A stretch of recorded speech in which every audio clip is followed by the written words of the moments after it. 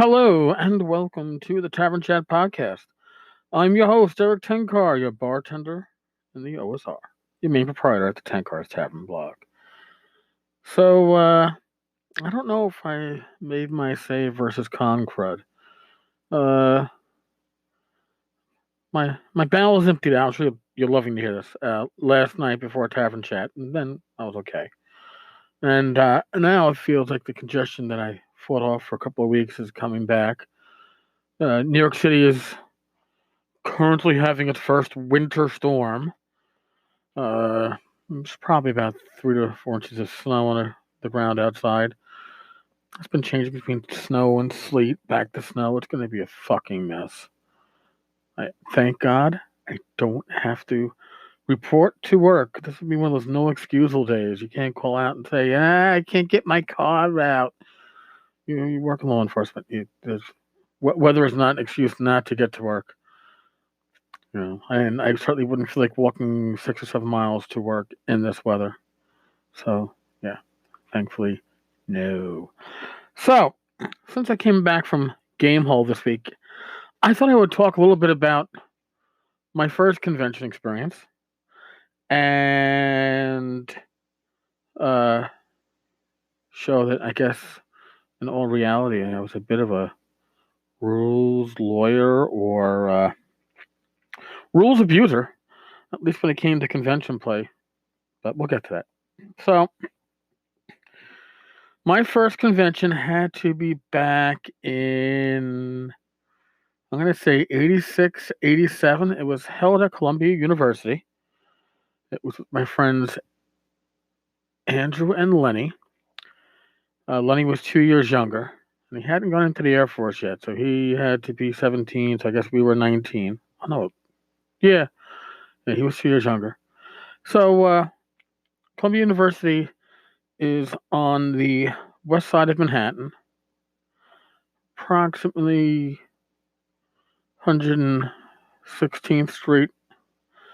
And I remember, well, we were not experienced train goers at that age, and we got off the train. We were walking west. We didn't take the uptown. I guess it's the 1 and the 1/9 now. And we get to Morningside Park, and on the other side of Morningside Park is Columbia University. And Morningside Park is mostly flat, but then it's like cut out of the side of a hill, and you had to climb up these stairs that probably go up like two or three flights. And we start going to cut through, and a police officer stopped us and asked us where we were going.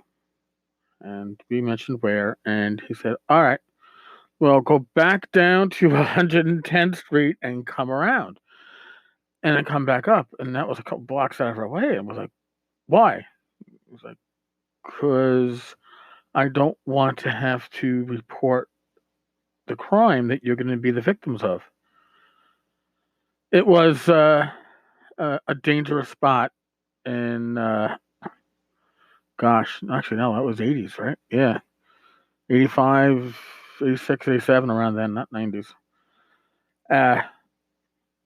Go figure that, in 2002, I would get promoted to sergeant, and that would be the command that I would cover. And Columbia University would be one of the two big colleges within our confines.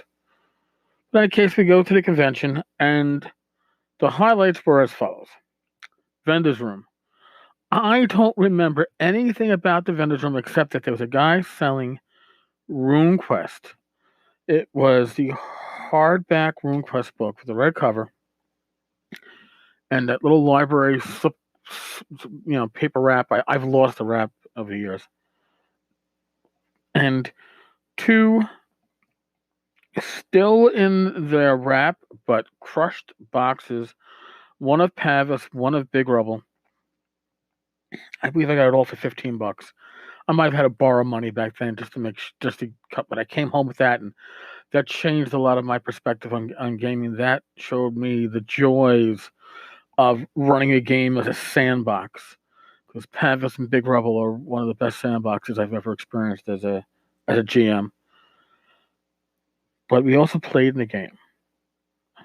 I don't remember if Lenny must have been in the game with us. We played in the game with a lot of Columbia students. There were 8 or 10 players. It was a high level adventure. It was a slog. It was a fucking miserable experience. I'm sorry. I know they were trying well. And I had a druid because nobody wanted to play the druid. Who the hell wants to play a druid in a dungeon? Half your spells are fucking worthless. But I opened up my player's handbook as shit was going on around me, and I was pretty worthless. We were getting near the end, but not at the end. And I looked up the spell Transmute Rock to Mud and saw it had an area effect of 2 inches cubed per level. Now in AD&D, 2 inches cubed is actually going to be a 20-foot by 20-foot by 20-foot cube per level, but it can only be half as deep as it is broad, right? So that would mean you couldn't really go down. You had cubic squares are annoying, but a 20-foot cube is 20 by 20 by 20. So you're looking at 8,000 square feet of rock turned to mud per level. I was 13th level. So there was over 1,000. Oh my God, no.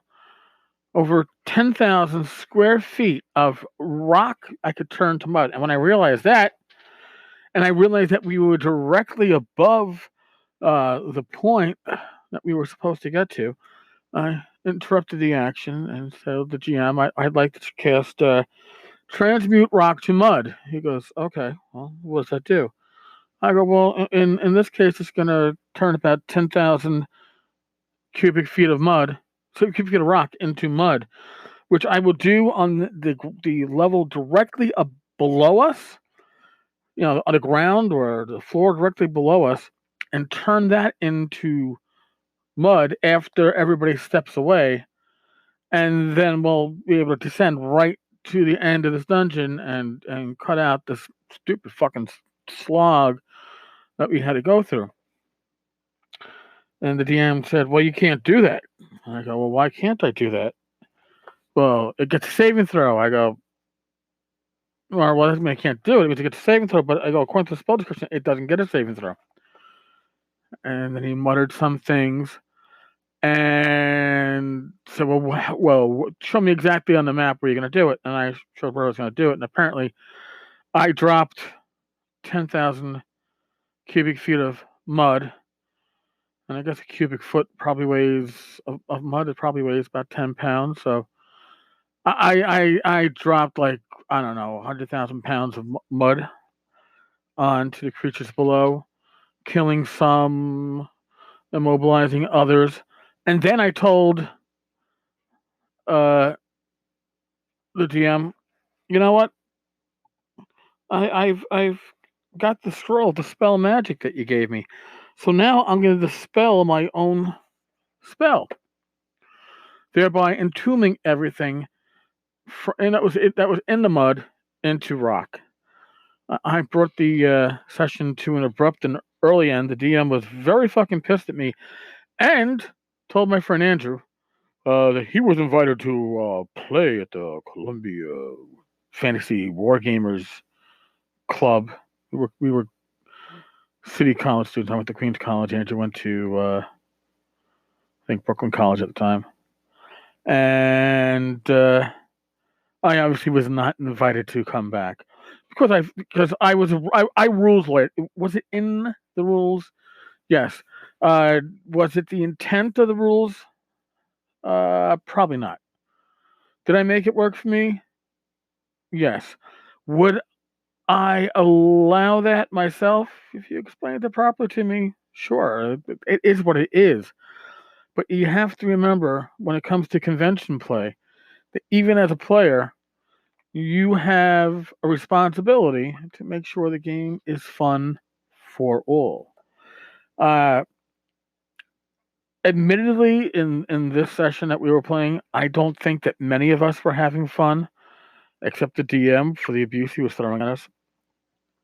Like I said, it was a railroad slog that you had to get to, but since it looped back around and under, and we had a map because we had to follow the preordained path. I fucked up the DM's plans. Not always the way to do it. Now, I do think that many adventures that were written back in the earlier days of gaming were not as flexible in their ability to handle DM abuse and player abuse as they really are today. And I think a good DM would have rolled with that a little bit better, and I'm sure could have found a better way to fuck with me as opposed to offering one of my friends a slot in their gaming group because he didn't fuck up the adventure. So I guess what I'm saying here is if you're going to a convention, don't be a dick. Don't necessarily be Eric Tenkar at the age of 19, being the rules lawyer. Go and have fun. Yes, try to beat the DM at his game. That is the point. Well, don't be a dick while doing so. Don't be a dick is probably the best advice that we can give anybody for any situation when it comes to life. Don't be a dick. I was a dick. I was also a rules lawyer. I try to be neither one these days, but I'm sure I fall into the trap once in a while. All right, folks. Thank you very much for listening. I do appreciate it. Like I said, I'm tired. I am snotty, and I probably have to go out and fucking shovel. This is being recorded in the evening around 9:15 at this point on one of the earliest significant snowfalls I can remember in New York City. Joy of joys. God bless. Be safe. Roll your dice well. And I will talk with you all tomorrow. My niece Shannon is coming over tomorrow evening, staying the night. She might want to do another episode with Uncle. And I'm trying to figure out a way to get Rach on these episodes like once a week, get a female perspective on gaming and conventions and all the other stuff. We shall see. We shall see. All right, folks. I'm bowing out. Catch you later. Bye-bye.